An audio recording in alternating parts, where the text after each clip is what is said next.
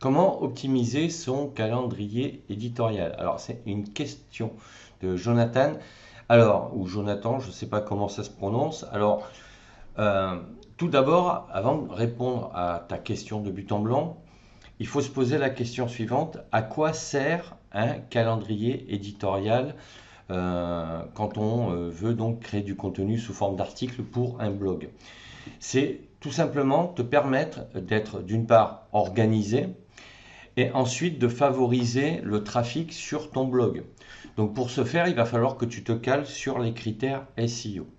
Et qu'est-ce qu'aiment les critères SEO, et en l'occurrence ceux du moteur de recherche Google, même s'il y a d'autres moteurs de recherche qui ont aussi des algorithmes qui peuvent fonctionner sur ce principe, sur le même principe, c'est surtout donc des contenus qui apportent de la valeur, certes, mais donc c'est une régularité alliée à de la quantité. Donc aujourd'hui, il faut publier de plus en plus de contenu puisqu'il y a de plus en plus de blogs. Donc si on veut être certain de générer et d'attirer du trafic vers son blog, il va falloir être beaucoup plus régulier et constant, tant en termes de quantité. Alors quand je parle de quantité, ça veut dire de longueur d'article. Si tu écris des articles de 500 mots, ça ne va pas générer beaucoup de trafic. Il faut rédiger des articles de minimum 1000, 1200, et si tu peux en rédiger de 2000 mots, voire plus, c'est encore mieux.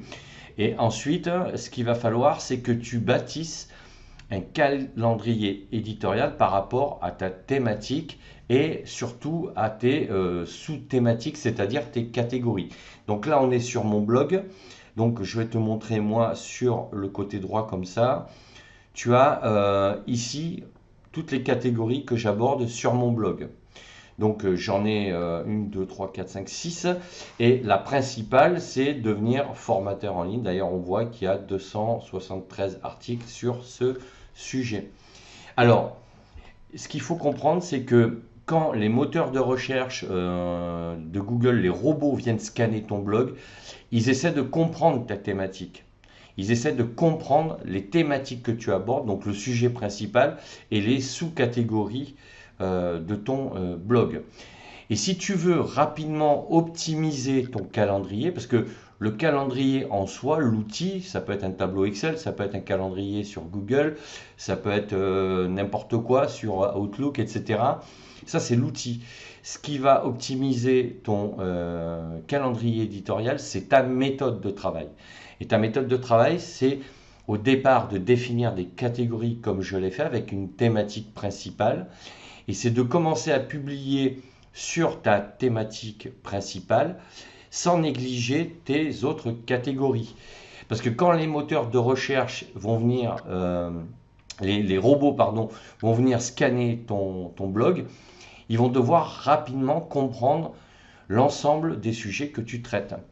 Parce que c'est par rapport à cette compréhension, par rapport à ce niveau de compréhension de lecture de ton blog qui vont te positionner plus ou moins bien dans les résultats de recherche quand les internautes rédigent des requêtes, c'est-à-dire posent des questions dans Google pour trouver une réponse sur un sujet qui concerne ta thématique justement. Donc c'est surtout la méthode. Donc quand tu vas mettre en place ton calendrier pour l'optimiser, tu vas déjà créer tes catégories. Une fois que tu as créé tes catégories, tu vas commencer à alors au départ, si tu n'as pas rédigé, si tu prévois de rédiger une centaine d'articles, tu ne les auras pas forcément rédigés au départ, mais tu vas quand même faire tes listes de titres d'articles par catégorie. Et à partir de là, tu vas commencer à faire une liste, par exemple, de, je ne sais pas moi, 20 titres d'articles sur ta catégorie principale, et après 5 à 8 titres d'articles sur chacune de tes catégories. Et à partir de là, tu vas commencer à publier, mais en alternant.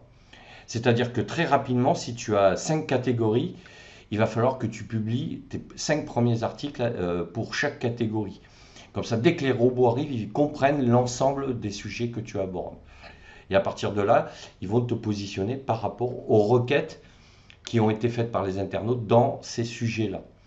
Donc voilà comment tu vas pouvoir optimiser rapidement un calendrier éditorial. Donc un calendrier en soi, c'est un outil, mais après c'est la méthode qui va te permettre d'optimiser ce calendrier par rapport aux critères SEO, puisque faire un calendrier en soi, ça sert à rien, quoi. C'est un calendrier.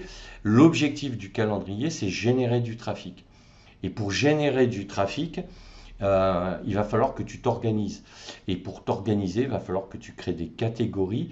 Il va falloir que les robots des moteurs de recherche, et notamment de Google, comprennent très rapidement ce que tu abordes comme sujet pour te positionner sur les résultats de recherche en fonction des requêtes faites par les internautes. Donc voilà comment tu vas optimiser ton calendrier éditorial. Donc pour résumer, c'est donc un outil d'organisation, mais c'est surtout une méthode et l'objectif final, ça reste de générer du trafic en respectant les critères SEO imposés par les moteurs de recherche, en créant donc du contenu qui soit assez long, à partir de 1000 mots minimum, et en utilisant les techniques SEO dans tes articles pour que les robots identifient et comprennent le contenu de chaque article et de tous les articles, de toutes tes catégories sur ton blog. Donc voilà ce que je voulais te dire, Jonathan. Donc j'espère que j'ai répondu à ta question et que ça profitera aux autres qui se posent peut-être la même question. Et n'hésite pas à me dire en commentaire ce que tu en penses et où tu en es. N'hésite pas également à mettre un pouce bleu vers le haut, t'abonner à la chaîne et je te dis à bientôt pour d'autres sujets.